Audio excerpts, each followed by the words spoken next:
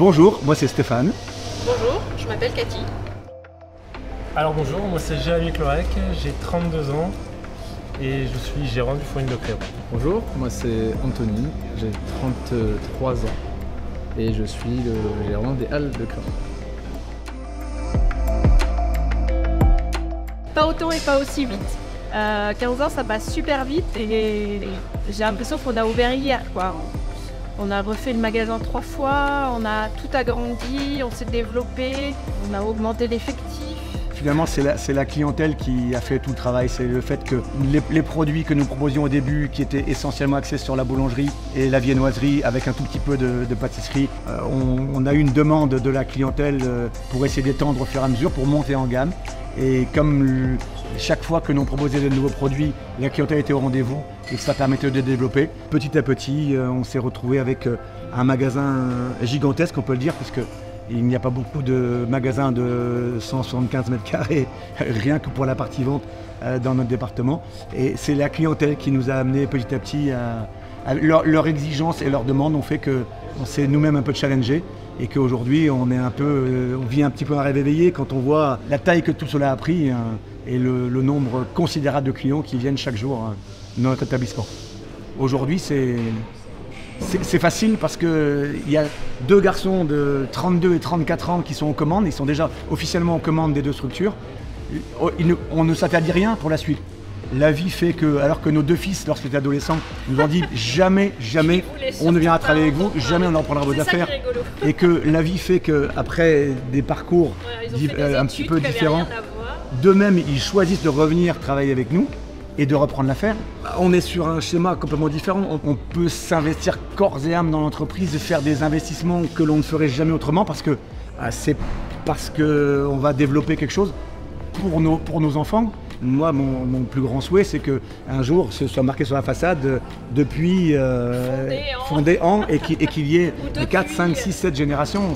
C'est quasiment la plus belle récompense qu'on pourrait avoir. Déjà, nous, on est entouré de jeunes.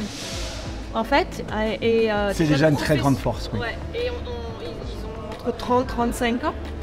Ils sont professionnels, soit des boulangers, pâtissiers, chocolatiers, et ils sont en permanence dans la recherche. Et après, il y a le partage entre professionnels. Nous, on a un petit réseau avec des très très bons patrons et très bons professionnels, et il y a beaucoup d'échanges. J'aime bien souvent dire que la vie est un laboratoire. Et du coup, on laisse énormément d'autonomie à nos salariés. Et ce n'est pas juste une formule, justement. Ils en sont conscients depuis très longtemps, puisque les années, maintenant, 14 ans, plus de 14 ans, ont eu le temps de se rendre compte que ce n'était pas juste des mots.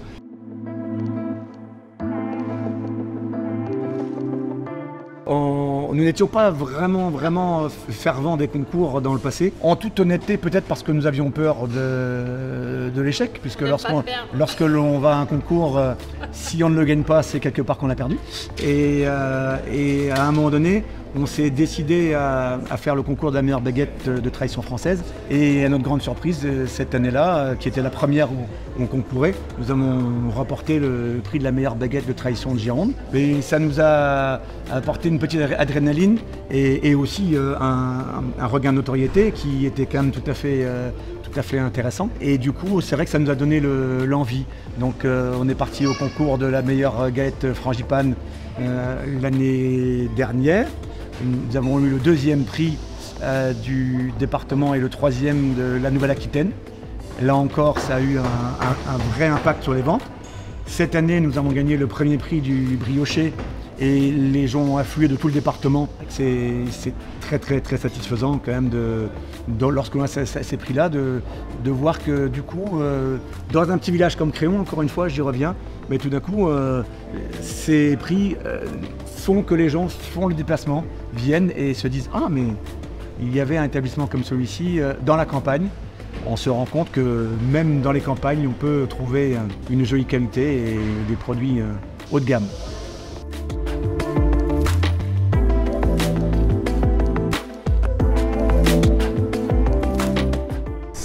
C'est une ambiance familiale à la fois, bon, parce qu'on est en famille maintenant, fourni de Créon et Val de Créon, mais c'est aussi l'ambiance qui ressort de manière générale avec les employés. Donc c'est un management très familial, il faut être sérieux, mais il faut pouvoir aussi bosser dans une atmosphère assez détendue parce que c'est nos personnalités à tous, et je pense que du coup c'est nos parents qui nous ont un peu transmis cette façon de se comporter, de voir les choses. Pour le coup, j'ai fait une petite carrière après mes études, j'ai fait une école de commerce. Et après, je suis parti dans le monde de la finance de marché. J'ai eu la volonté sur les dernières années, donc à l'approche de la trentaine, de faire quelque chose de différent. Et c'est à ce moment-là qu'on a eu l'opportunité de racheter la parcelle voisine au Fournil. Et du coup, c'était l'opportunité pour moi de développer quelque chose avec eux, mais sans forcément les rejoindre sur le côté boulangerie, pâtisserie, que je ne maîtrisais pas forcément.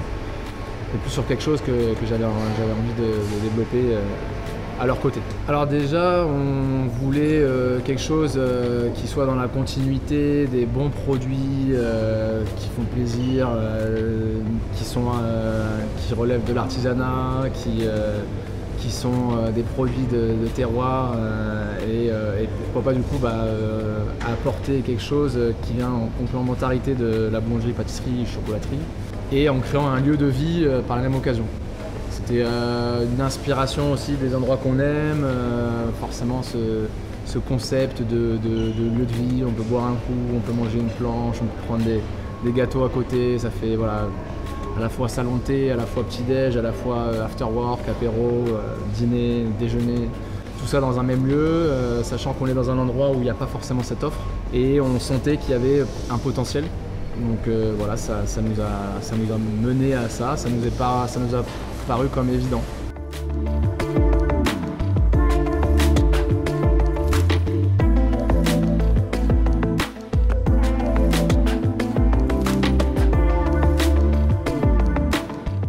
Oui, on a toute la partie production avec la boulangerie, la partie production, la pâtisserie. Après, dans la pâtisserie, on est une brigade maintenant de 20 personnes.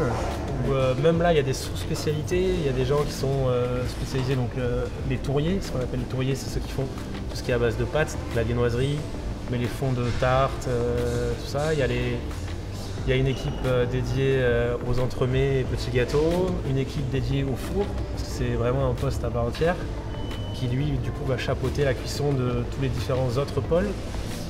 Une équipe de chocolatiers. Et après, on se partage quand on fait les macarons ou les glaces. On prend un peu là où c'est creux pendant la période, mais tout va bien.